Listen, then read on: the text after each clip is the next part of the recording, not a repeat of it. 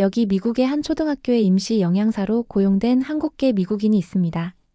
초등학생에게 채소 섭취율을 늘려야만 하는 상황. 그녀의 아이디어는 무엇이었을까요? 지금 바로 만나보시죠. 저는 리사 벤틀리이고 영양사로 일하고 있어요. 대학과 대학원에서 식품 영양을 전공했고 제가 일하는 분야에서는 전문가라고 자신할 수 있습니다. 저는 교육청 소속의 영양사로 개별 학교 급식을 컨설팅하는 것이 저의 주 업무였지요. 우리나라뿐 아니라 컨설팅 요청이 오면 다른 나라로 출장을 가기도 합니다. 독일에서는 아이들의 입맛에 맞춘 사우어크라우트를, 프랑스에서는 단맛이 가미된 브리셀 콩나물을, 스페인에서는 감칠맛이 특별한 채소 요리법을 개발했어요. 제가 가는 곳마다 교장 선생님들과 선생님들은 저를 슈퍼히어로처럼 대해주셨어요. 벤틀리 박사님이 우리 학교를 구해주셨어요. 하고 말씀하시곤 했어요. 정말 기적을 일으키는 분이에요. 학교 잡지에 저의 기사가 나기도 했지요. 저는 일을 하러 다닐 때 항상 잘 정리된 자료를 가지고 다녔어요. 그 안에는 아이들이 매일 필요로 하는 비타민과 미네랄이 정확히 얼마나 되는지 보여주는 차트들, 그래프들, 그리고 과학 논문들이 들어 있었어요. 모든 것에 대한 공식을 가지고 있다고 말할 수 있었죠. 하지만 저에게 남에게는 굳이 이야기하지 않는 비밀이 하나 있었어요. 바로 아이들을 좋아하지 않는다는 점이었지요. 아이들의 영양 필요량은 완벽하게 알고 있었지만 무엇이 아이들을 웃게 만드는지, 무엇이 아이들을 흥미진진하게 만드는지, 무엇이 아이들로 하여금 새로운 것을 시도해보고 싶게 만드는지는 전혀 몰랐어요. 관심도 없었고요. 제게 아이들은 그저 적절한 양의 비타민과 미네랄이 필요한 작은 인간들일 뿐이었어요. 그게 전부였어요. 저는 완벽하게 정리된 아파트에서 혼자 살았어요. 제 냉장고는 측정된 분량의 건강한 음식들로 가득했어요. 제 부엌에는 모든 것을 위한 저울과 계량컵들이 있었어요. 매일 아침 정확히 7시 30분에 과학적으로 균형 잡힌 똑같은 아침 식사를 했어요. 제 인생은 통제되고 예측 가능하고 완전히 일에만 집중되어 있었습니다. 그러던 3월의 어느 비 오는 화요일 아침 전화가 걸려왔어요. 미국의 한 초등학교에서 컨설팅 의뢰가 들어온 것이었습니다. 존슨이라고 본인을 소개한 교장 선생님은 어린이 채소 섭취율이 권장 기준량보다 크게 떨어진다며 학교에서 와줄 것을 부탁하셨어요. 학교 급식에서 배부되는 채소들이 대부분 잔반통이나 쓰레기통에 버려지고 있다고 설명하며 다음과 같이 덧붙이셨어요. 사실 2주 후에 학생 영양 검사가 있어요. 존슨 교장 선생님이 설명해 주셨어요. 채소 섭취율을 개선하지 못하면 예산이 삭감될 수 있어요. 벤틀리 박사님, 선생님이 저희의 마지막 희망이에요. 저는 의자에 등을 기대고 자신만만하게 미소를 지었어요. 걱정하지 마세요, 존슨 교장 선생님. 제가 그곳 아이들로 하여금 금세 채소를 먹게 만들어 드릴게요. 이번 주말에 미국으로 날아가겠어요. 아, 감사해요. 그가 안도의 한숨을 쉬며 말했어요. 우리 학교를 구해주세요. 저는 그 주 나머지 시간을 가장 진보된 식단 계획들을 준비하는 데 보냈어요. 모든 비타민과 미네랄의 정확한 분량을 계산했어요. 아이들에게 건강한 식습관에 대해 교육할 수 있는 화려한 차트들을 디자인했어요. 제 방법들이 효과가 있다는 것을 증명하는 과학적 연구들로 서류 가방을 가득 채웠어요. 미국으로 가는 비행기 안에서 저는 제가 그들의 문제를 해결했을 때 모든 사람들이 얼마나 감사해야 할지 상상했어요. 교장 선생님이 제 손을 잡고 감사해야 하는 모습, 선생님들이 박수치는 모습, 그리고 아이들이 행복하게 채소를 먹는 모습을 그려보았어요. 어쩌면 이 놀라운 성공 스토리에 대한 책까지 쓸 수도 있을 거라고 생각했어요. 하지만 그 학교에 도착했을 때 현실이 마치 차가운 물을 얼굴에 끼얹는 것처럼 저를 덮쳤어요. 급식실은 완전한 혼돈 상태였어요. 아이들은 초록색 색종이 조각처럼 상추를 방 안 이곳저곳으로 던지고 있었어요. 브로콜리는 모든 식판 위에 손도 대지 않은 채로 있었어요. 당근들이 오렌지색 구슬처럼 바닥을 굴러다니고 있었어요. 음식물 쓰레기 냄새가 공기를 가득 채웠어요. 마커스라는 곱슬머리 작은 남자아이가 샐러드바를 보고 목청껏 소리쳤어요. 여기 풀밭 냄새가 나요. 저는 토끼 사료 안 먹어요. 다른 아이들은 모두 웃음을 터뜨리며 토끼 사료, 토끼 사료, 토끼 사료를 외치기 시작했어요. 저는 완벽하게 다림질된 정장을 입고 과학적 해결책들로 가득한 서류 가방을 들고 서서 제 자신이 상한 쿠키처럼 바스러지는 것을 느꼈어요. 제 경력에서 처음으로 저는 혹시 제가 생각했던 만큼 많이 알지 못하는 것은 아닐까 하는 의문이 들었어요. 저는 제 과학적 접근법이 효과가 있을 거라는 것을 증명하겠다고 결심하고 있었어요. 그 급식실의 혼돈을 본 후 저는 뭔가 극적인 일을 해야 한다는 것을 알았어요. 이 아이들이 채소를 먹도록 충격을 줄 수 있는 무언가 말이에요. 저는 슈퍼 채소의 날을 만들기로 했습니다. 저는 호텔 방에서 밤새도록 일했어요. 연구 자료를 바탕으로 영양 결핍 정도에 따라 각 아이가 필요로 하는 비타민 A, C, K의 정확한 양을 계산했어요. 섬유질과 항산화제의 균형을 적용하고요. 심지어 어린 눈에 어떤 채소 색깔이 매력적으로 보일지까지 신경 썼습니다. 이것이 내 걸작이 될 거야. 저는 상세한 식단 계획을 보고 혼잣말을 했어요. 모든 것을 고려했어. 이 식단은 먹을 수밖에 없어. 다음 날 아침 저는 다른 직원들보다 2시간 일찍 학교 주방에 도착했어요. 소매를 걷어 올리고 샘플 식단을 만들기 시작했습니다. 먼저 정확히 측정된 분량으로 무지개 샐러드를 만들었어요. 각 그릇에는 정확히 2.3온스의 상추, 1.7온스의 빨간 피망, 1.2온스의 노란 옥수수, 그리고 0.8온스의 보라색 양배추가 들어있었어요. 색깔들은 아름다운 패턴으로 완벽하게 배열되어 있었어요. 다음으로 정확한 계획된 함량의 녹색 스무디를 준비했어요. 시금치, 케일, 오이, 그리고 청사과를 황금 비율로 블렌딩했어요. 각 잔에는 정확히 1일 권장 비타민C의 150%와 1일 권장 철분의 200%가 들어있었어요. 마지막으로 가장 먹기 좋은 식감의 채소찜을 만들었습니다. 브로콜리는 4.5분, 당근은 6.2분, 브리셀 콩나물은 7.8분. 모든 것이 정확하도록 스톱워치를 사용했어요.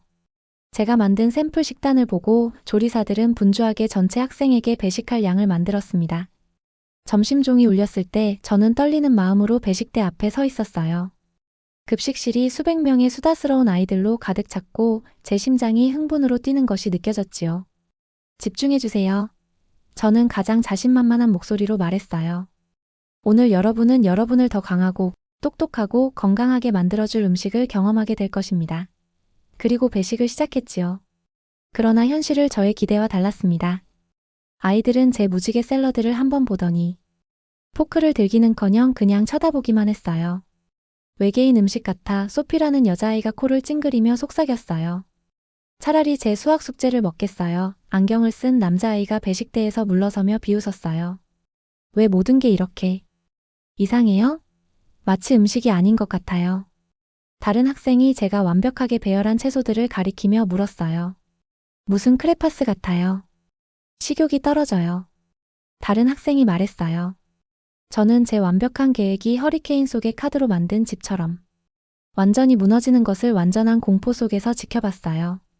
대부분의 학생들이 음식을 남겼어요. 한두 입 맛보는 친구들도 있었지만 금방 포크를 내려놨지요.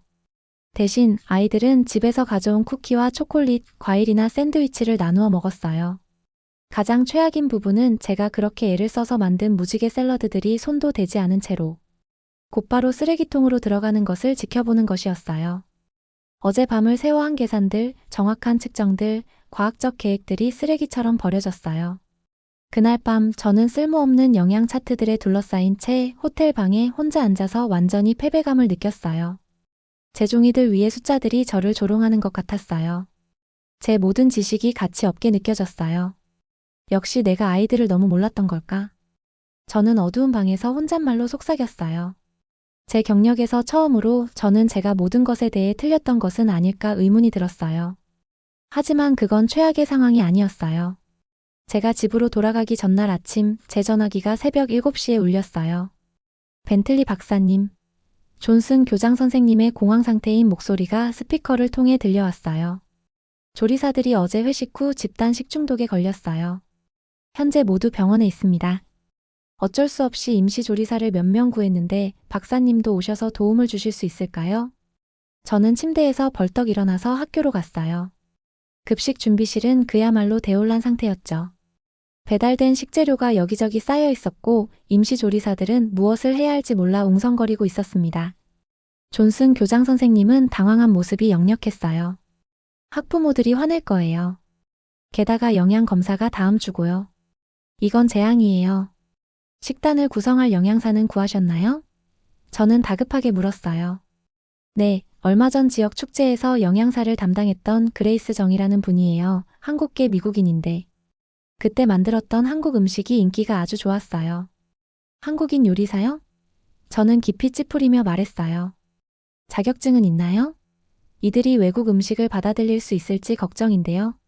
저는 한국 음식을 먹어본 적이 없었고, 안 그래도 편식이 심한 아이들에게 다른 나라의 음식을 시도한다는 것이 내키지 않았어요. 미국 아이들에게는 너무 매울 거라고, 너무 이상할 거라고, 너무 다를 거라고 상상했죠. 그레이스 정은 그녀는 재료들이 들어있는 캠퍼스 가방 하나만 가지고 왔어요. 영양학 자료나 계량 기구들, 차트나 그래프 한 장 없이요. 안녕하세요, 벤틀리 박사님. 그녀는 완벽한 영어로 말하며 손을 내밀었어요. 저는 그레이스 정이에요. 오늘 이 아이들을 도울 수 있어서 정말 영광이에요. 제가 몇 가지 식단 아이디어를 가지고 왔어요. 한번 들어봐 주셨으면 해요. 그녀는 짐을 내려놓고 학교를 한 바퀴 돌기 시작했어요. 저는 왜 빨리 급식 준비를 시작하지 않는지가 의아했어요. 10분 정도 학교를 둘러본 후 그녀가 말했어요. 이 아이들은 에너지가 넘쳐요. 그녀가 생각에 잠겨 말했어요. 아이들의 정신에 맞는 음식이 필요해요. 저는 그녀가 그것으로 무엇을 의미하는지 전혀 몰랐어요. 음식은 음식이에요. 영양은 영양이에요. 정신이 그것과 무슨 상관이 있을까요? 글쎄요, 우리에게는 별로 선택의 여지가 없는 것 같아요. 저는 전문가답게 들리려고 노력하며 말했어요. 하지만 기억해 주세요. 이 아이들은 극도로 까다로운 입맛을 가지고 있어요. 그들은 평범하지 않거나 이국적인 것은 아무것도 먹지 않을 거예요. 그날부터 학교에서 마법 같은 일이 일어났어요. 그레이스는 단순히 음식만 바꾼 것이 아니라 급식실의 전체적인 분위기를 바꿔놓았어요. 그녀가 근무했던 일주가 안 되는 기간 동안 말이에요. 그의 메뉴는 처음엔 생소했지만 한 번 맛을 본 아이들은 다음날 급식을 기대했어요. 그녀는 다양한 음식을 시도했어요. 한식을 기본으로 하지만 미국 아이들이 좋아할 만한 요소를 꼭 넣었지요. 적절하게 섞인 한식과 양식의 밸런스는 모든 사람들이 좋아할 만했지요. 가장 인기가 있었던 메뉴는 불고기 또띠아롤이었어요. 간장 양념으로 달콤 짭짤하게 볶은 불고기와 채 썬 당근, 오이, 양상추, 파프리카를 통밀 또띠아에 말아 만들었어요. 고기의 감칠맛과 신선한 채소의 아삭함이 잘 어우러지며 말아서 손에 들고 먹을 수 있어 간편하기까지 했지요. 간이 적절하여 채소의 씁쓸한 맛을 느낄 수 없어 아이들이 샌드위치나 햄버거처럼 맛있게 먹는 것을 볼 수 있었어요. 김치 프라이드 라이스볼은 김치와 각종 채소, 당근, 양파, 완두콩, 옥수수를 넣고 볶음밥을 동그랗게 뭉쳐 주먹밥처럼 만들었어요. 김치는 빨갛고 매운 것이 아닌 양배추에 달콤한 양념을 더하였지요. 겉에는 깨와 김가루를 뿌려 고소한 풍미를 더했고 하나씩 집어먹는 재미로 금방 동이 났어요. 잡채 누들컵도 인기 메뉴였어요. 당면을 간장 양념에 볶아 만든 잡채를 작은 컵에 담아 나눠주는 방식이었죠. 잡채 안에는 시금치, 양파, 당근, 파프리카, 표고버섯 등이 들어가며 면은 부드럽고 채소는 살짝 익혀 아삭한 식감을 유지합니다. 달콤 짭조름한 맛이 어른과 아이 할 것 없이 훌륭했어요. 그 외에 아이들이 좋아하는 맥앤치즈에 약간의 된장을 넣어 감칠맛을 살린 퓨전 요리인 된장 맥앤치즈도 있었어요. 브로콜리와 잘게 썬 호박, 당근 등 다양한 채소를 넣어 색감과 영양을 더하고 치즈의 고소함과 된장의 구수함이 조화를 이룹니다. 부드러운 식감으로 아이들이 접시를 깨끗이 할아먹는 것을 보았어요. 하지만 가장 놀라운 것은 단순히 음식이 아니었어요. 아이들 자체가 변화하는 것을 지켜보는 것이었어요. 매일 점심을 쓰레기통에 버리곤 했던 마커스는 점심줄에서 친구들을 그레이스 선생님에게 소개시켜주기 시작했어요. 제 무지개 샐러드를 외계인 음식이라고 불렀던 소피는 그레이스에게 요리하는 법을 가르쳐달라고 부탁하기 시작했어요. 점심시간을 두려워하던 아이들이 이제는 그레이스가 무엇을 만드는지 보고 싶어서 급식실로 달려가고 있었어요. 벤틀리 박사님, 어느 날 오후 저희가 함께 주방을 청소하면서 그레이스가 저에게 말했어요. 아이들이 먹을 때를 지켜보세요. 아이들은 단순히 몸을 배불리는 것이 아니에요. 영혼을 배불리고 있어요. 저는 음식에 대해 그런 식으로 생각해 본 적이 없었어요. 제게 먹는 것은 항상 적절한 영양소를 적절한 시간에 적절한 몸에 넣는 것에 관한 거였어요. 하지만 그레이스 말이 맞았어요. 이 아이들은 단순히 먹기만 하는 것이 아니었어요. 즐기고 친구들과 나누고 웃으며 사랑받는다고 느끼고 있었어요. 그녀가 근무하는 마지막 날 아침 로드리게스 부인이 학교로 화를 내며 들어왔어요. 그녀는 디에고의 어머니였는데 몹시 화가 난 것처럼 보였어요. 디에고는 피가 날 때까지 긁을 정도로 심한 피부 알레르기를 가진 조용한 남자아이였어요. 그의 어머니는 그를 매우 보호했고 그가 먹는 것에 대해 항상 걱정했어요. 제 아들 음식을 요리하는 사람과 얘기하고 싶어요. 그녀가 급식실로 오며 말했지요. 저는 혹시 급식에 대한 불만을 이야기하러 온 것일까봐 걱정되었어요. 하지만 로드리게스 부인이 그레이스를 봤을 때 예상치 못한 일이 일어났습니다. 그녀의 환한 표정이 사라지고 눈에서 눈물이 맺히기 시작했어요.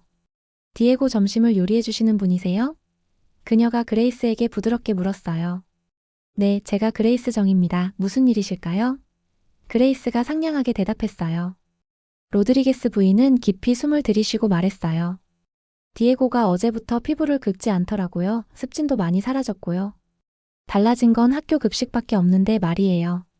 그녀가 감정에 벅차 떨리는 목소리로 말했어요. 선생님이 그 아이 음식에 뭘 넣으시는지 모르겠지만 그 아이 피부가 좋아진 것은 선생님 덕분입니다. 그녀는 그레이스의 손을 잡고 꽉 쥐었어요. 정말 감사해요. 그레이스의 음식은 단순히 아이들을 행복하게 만드는 것이 아니라 실제로 그들을 더 건강하게 만들고 있었어요. 그레이스, 저희가 함께 일하는 마지막 날에 제가 그녀에게 말했어요. 제가 사과를 드려야 할 것 같아요. 그녀는 그 친절하고 참을성 있는 눈으로 저를 바라봤어요. 무슨 말씀이세요, 벤틀리 박사님?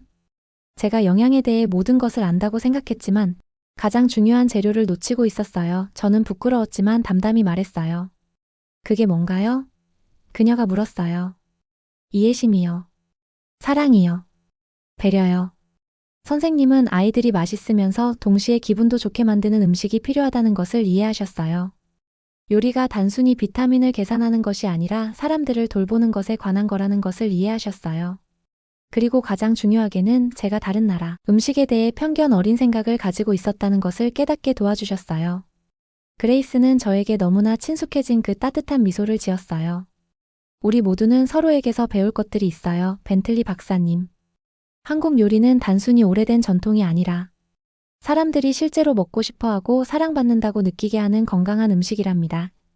저는 동의하는 고개를 끄덕이며 이어서 말했어요. 제가 뭘 배웠는지 아세요?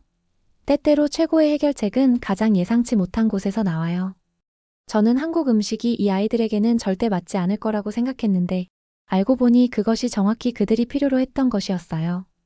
그레이스가 웃었어요. 저희 주방의 배경음악이 되어버린 그 상냥한 웃음으로요. 제 할머니가 항상 말씀하셨어요. 좋은 음식은 어디서 왔든 상관없이 사람들을 하나로 모아준다고요. 그리고 그 말씀이 완전히 맞았어요. 학교 이사회는 그레이스를 정식 주방장으로 고용했고 그녀는 아직도 그 학교의 영양사로 일하고 있어요. 저는 벅찬 마음을 안고 집으로 돌아올 수 있었고요. 그리고 귀국한 지 2주 정도 지났을 때 존슨 교장 선생님께 전화가 왔어요.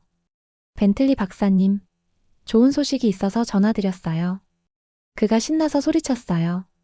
학생 채소 섭취량이 38%나 증가하여 영양검사를 무사히 통과했어요. 그 뒤로 저는 그레이스가 가르쳐준 교훈을 절대 잊지 않았어요. 저는 계속해서 전 세계의 학교들을 도왔지만 모든 성공적인 식단 계획 뒤에는 음식이 단순히 영양에 관한 것이 아니라 그보다 훨씬 많은 것에 관한 거라는 것을 진정으로 이해하는 사람이 있다는 것을 항상 기억했어요.